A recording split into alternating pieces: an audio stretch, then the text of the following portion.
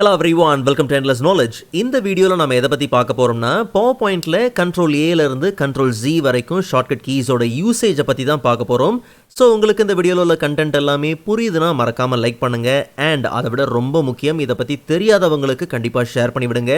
And நீங்கள் இன்னுமே சேனலை சப்ஸ்கிரைப் பண்ணாமலே பார்த்துட்டு இருக்கீங்கன்னா மறக்காமல் சப்ஸ்கிரைப் பண்ணுங்கள். அண்ட் சப்ஸ்கிரைப் பண்ண கையோட பக்கத்தில் இருக்கக்கூடிய பெல் ஐக்கனை கிளிக் பண்ணி ஆல் நோட்டிஃபிகேஷன்ஸை மறக்காமல் எனேபிள் பண்ணிக்கோங்க.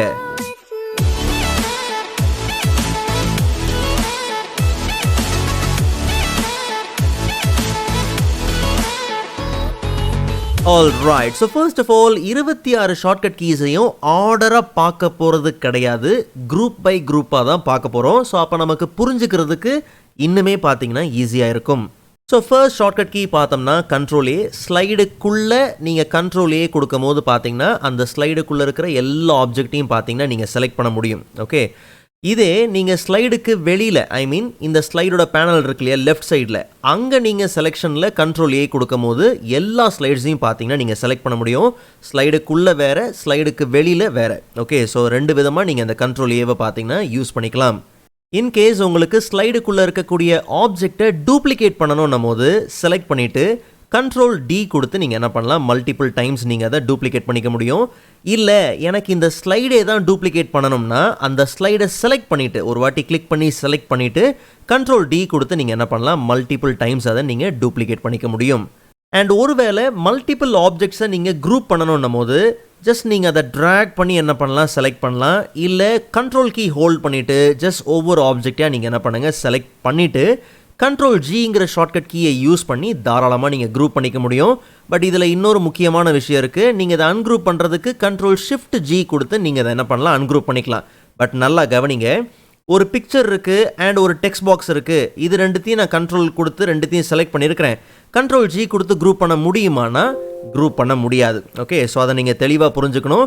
மல்டிபிள் பிக்சர்ஸ் ஷேப்ஸ்லாம் இருக்குன்னா அதை நீங்கள் குரூப் பண்ணிக்கலாம். ஓகே, ஸோ இப்போது டெக்ஸ்ட் ஃபார்மேட்டிங்க்கு வருவோம். நமக்கு பேசிக்கான ஃபார்மேட்டிங் நல்லாவே தெரியும். ஸோ நீங்கள் ஃபார்மேட்டிங் அப்ளை பண்ணுறதுக்கு டெக்ஸ்ட் இருக்கக்கூடிய அந்த டெக்ஸ்ட் பாக்ஸை நீங்கள் செலக்ட் பண்ணாலும் சரி, இல்லை அந்த டெக்ஸ்ட் பாக்ஸ்க்குள்ளே ஒரு குறிப்பிட்ட வேர்ட் ஒரு சென்டென்ஸ் ஒரு கேரக்டரை மட்டும்தான் நீங்கள் ஃபோக்கஸ் பண்ணுறீங்கன்னா அதை செலக்ட் பண்ணிவிட்டு நீங்கள் என்ன பண்ணலாம், ஃபார்மேட்டிங் அப்ளை பண்ணலாம்.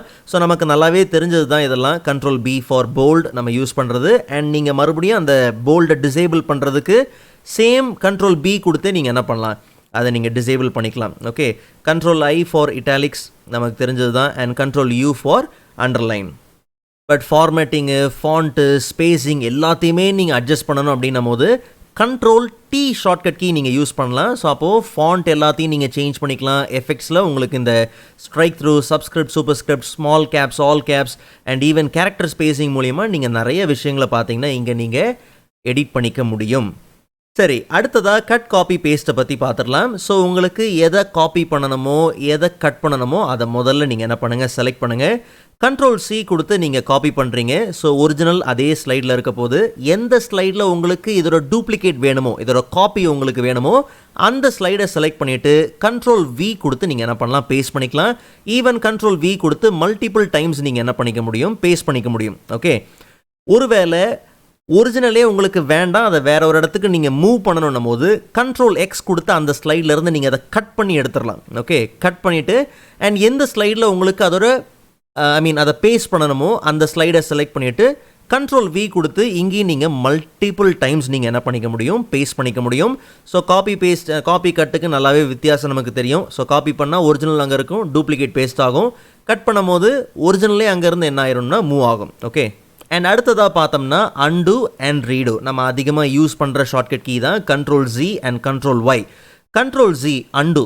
ஸோ அன்டூ அப்படிங்கிறது நாம் என்ன ஆக்ஷன் பெர்ஃபார்ம் பண்ணமோ அதுக்கு அப்படியே ரிவர்ஸில் வர்றதுக்கு நீங்கள் என்ன பண்ணலாம், Ctrl Z யூஸ் பண்ணலாம். உதாரணத்துக்கு நாம் இப்போ ரீசெண்டாக என்ன பண்ணோம், இந்த ஷேப்பை கம்ப்ளீட்டாக நம்ம என்ன பண்ணோம்னா பேஸ்ட் பண்ணோம், கட் பண்ணோம், காப்பி பண்ணோம். ஸோ இது அப்படியே ரிவர்ஸில் போடணும் போது Ctrl Z கொடுத்து நீங்கள் என்ன பண்ணலாம், இதை ரிவர்ஸில் போகலாம்.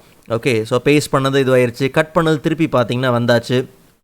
ஓகே, ஸோ எப்படி நார்மலாக நீங்கள் என்ன பண்ணிக்க முடியும், ரிவர்ட் பண்ணிக்க முடியும். இல்லை நீங்கள் மறுபடியும் செஞ்ச ஆக்ஷனை நீங்கள் மறுபடியும் பெர்ஃபார்ம் பண்ண விரும்புகிறீங்க, ஐ மீன் பிஃபோராக இல்லாமல் நீங்கள் ஆஃப்டர் போகணும் அப்படின்னும் போது Ctrl Y கொடுத்து ரீடு நீங்கள் ரிப்பீட் பண்ணிக்கலாம். ஓகே, ஐ மீன் ரீடு மறுபடியும் செய்யலாம். ஸோ அப்போது ரீடு பண்ணுறீங்க அப்படின்னும் போது Ctrl Y கொடுத்து நீங்கள் என்ன பண்ணலாம், ரீடு பண்ணிக்கலாம். ஸோ அப்போ என்ன முன்னாடி பெர்ஃபார்ம் பண்ணமோ அதுவே பார்த்தீங்கன்னா மறுபடியும் செயல்பாட்டுக்கு வரது உண்டு.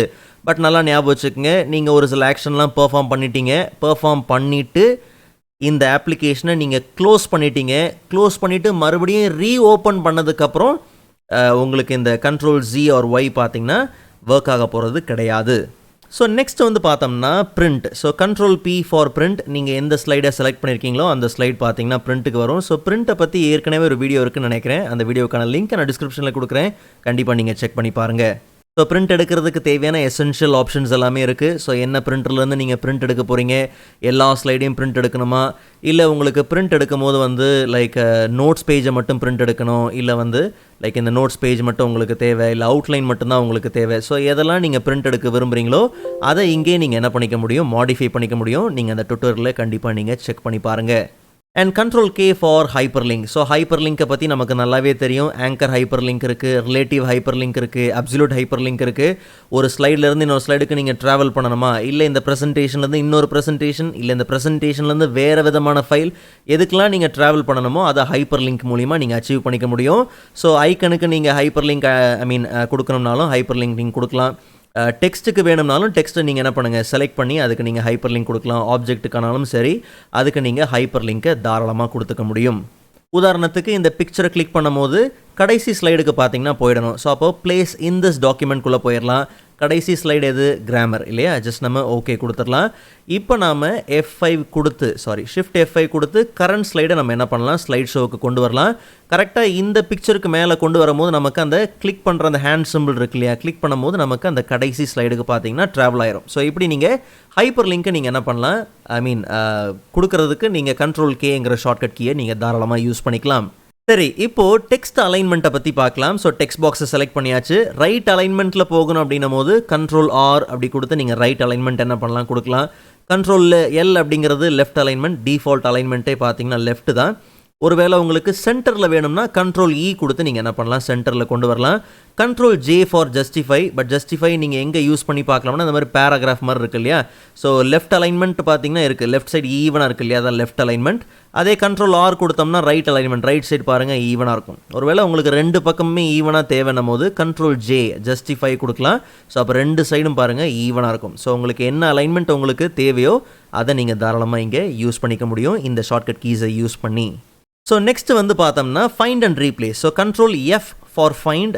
ஸோ ஃபைண்ட் வாட், என்ன கண்டுபிடிக்கணும், இப்போ எனக்கு தமிழ் அப்படிங்கிற ஒரு வார்த்தையை வந்து கண்டுபிடிக்கணும். ஸோ ஃபைண்ட் நெக்ஸ்ட் நீங்கள் கொடுத்தோடனே ஸோ அது இந்த ஸ்லைடில் பார்த்தீங்கன்னா இருக்குது. ஃபைண்ட் நெக்ஸ்ட் கொடுக்க எந்தெந்த ஸ்லைடில் எங்கெல்லாம் அந்த வார்த்தை வருது அப்படிங்கிறது பார்த்தீங்கன்னா உங்களுக்கு வரும். ஓகே, அண்ட் இங்கே ரீப்ளேஸ் ஆப்ஷன் இருக்குது. பட் உங்களுக்கு ரீப்ளேஸ் பண்ணணும் போது Ctrl H கொடுத்து நீங்கள் டேரெக்டாகவே நீங்கள் என்ன பண்ணலாம், ரீப்ளேஸ் கொண்டு வரலாம். ஸோ இந்த விண்டோவில் ரீப்ளேஸ் ஆக்டிவாகவே பார்த்தீங்கன்னா வரும். ஓகே, ஸோ தமிழ் அப்படிங்கிற வார்த்தையை உங்களுக்கு என்னவா வந்து ரீப்ளேஸ் பண்ணணும் அப்படிங்கிறத இங்கே நீங்கள் என்ன பண்ணலாம், கொடுக்கலாம். உதாரணத்துக்கு எனக்கு அந்த வார்த்தையை மதர் அப்படின்னு ரீப்ளேஸ் பண்ணணும். ஸோ அப்போது ஃபைன் நெக்ஸ்ட். ஸோ அப்போ நமக்கு தமிழ் அப்படிங்கிறது இருக்குது. ஸோ அப்போ நீங்கள் என்ன பண்ணலாம், அதை ரீப்ளேஸ் பண்ணலாம். இல்லை கம்ப்ளீட்டாக ரீப்ளேஸ் ஆல் கொடுத்து உங்களுக்கு தேவையானதை என்ன பண்ணிக்க முடியும், இங்கே நீங்கள் ரீப்ளேஸ் பண்ணிக்க முடியும். சரி, ஃபைனல் குரூப் ஆஃப் ஷார்ட்கட் கீஸை பார்த்துடலாம். இவ்வளோ நேரம் ஒர்க் பண்ணிட்டு இருக்கோம், பட் சேவ் பண்ணவே இல்லை. So Ctrl S for save. So மேலே நமக்கு சேவ் ஆப்ஷன் இருக்குது. Ctrl S கொடுத்து நீங்கள் அடிக்கடி ப்ரெசன்டேஷனை சேவ் பண்ணுங்கள். அண்ட் அதே மாதிரி ஒரு நியூ ஸ்லைட் வேணும்னா Ctrl M கொடுத்து நீங்கள் என்ன பண்ணலாம், ஒரு நியூ ஸ்லைடு கொண்டு வரலாம். நல்லா கவனிங்க, ஒருவேளை இன்பிட்வீனில் உங்களுக்கு எங்கேயாவது தேவைன்னா கர்சரை கரெக்டாக நீங்கள் என்ன பண்ணுங்கள், அங்கே ப்ளேஸ் பண்ணுங்கள். அங்கே ப்ளேஸ் பண்ணிவிட்டு Ctrl M கொடுத்து நீங்கள் என்ன பண்ணலாம், ஒரு நியூ ஸ்லைடை அங்கே கொண்டு வர முடியும். அண்ட் இதில் இன்னொரு ஷார்ட்கட் கீ இருக்குது. நீங்கள் அந்த ஸ்லைடை செலக்ட் பண்ணிவிட்டு என்டர்னு கொடுத்தாலும் அங்கே உங்களுக்கு ஒரு நியூ ஸ்லைட் வரும். ஸோ ஏதாவது ஒரு ஷார்ட்கட் கீயை நீங்கள் தாராளமாக யூஸ் பண்ணிக்கலாம். ஓகே, இல்லை நமக்கு ஒரு புது ப்ரெசன்டேஷன் தான் ஓப்பன் பண்ணணும் அப்படின்னும் போது Ctrl N. ஏற்கனவே நம்ம இந்த ப்ரெசன்டேஷனில் ஒர்க் பண்ணிகிட்டு இருக்கோம், பட் புதுசாக ஒரு ப்ரெசன்டேஷன் தேவை. ஸோ Ctrl N கொடுத்து ஒரு புது ப்ரெசன்டேஷனை நீங்கள் ஓப்பன் பண்ணிக்கலாம். அண்ட் ஒருவேளை இந்த ப்ரெசன்டேஷனை நீங்கள் க்ளோஸ் பண்ணணும் அப்படின்னும் போது Ctrl W கொடுத்து நீங்கள் க்ளோஸ் பண்ணிக்கலாம். நல்லா கவனிங்க, இப்போ உதாரணத்துக்கு இந்த ப்ரெசன்டேஷனில் ஒரு சில சேஞ்சஸ்லாம் நடந்திருக்கு. இப்போ நம்ம Ctrl W கொடுக்குறோம்னா இது க்ளோஸ் ஆகும். நல்லா கவனிங்க, சேவ் பண்ணிவிட்டு நான் க்ளோஸ் பண்ணுறேன். ப்ரெசன்டேஷன் க்ளோஸ் ஆகுது, அப்ளிகேஷன் என்ன ஆகலை, க்ளோஸ் ஆகலை. ஸோ அந்த டிஃப்ரென்ஸை நீங்கள் தெளிவாக புரிஞ்சுக்கணும். ஒருவேளை நீங்கள் ஏற்கனவே கிரியேட் பண்ணி வச்சிருக்கிற ப்ரெசன்டேஷனை ஓப்பன் பண்ணணும் போது Ctrl O கொடுத்து நீங்கள் என்ன பண்ணலாம், ஓப்பன் பண்ணிக்கலாம். ஓகே, ஸோ ரீசெண்டாக நம்ம கிரியேட் பண்ண ப்ரெசன்டேஷன்ஸ் இருக்குது, தாராளமாக நீங்கள் ஓப்பன் பண்ணிக்க முடியும். இல்லை Ctrl N கொடுத்து மல்டிபிள் ப்ரெசன்டேஷன் ரன்னிங்கில் இருக்குது, நீங்கள் கிரியேட் பண்ணிகிட்ருக்கீங்க.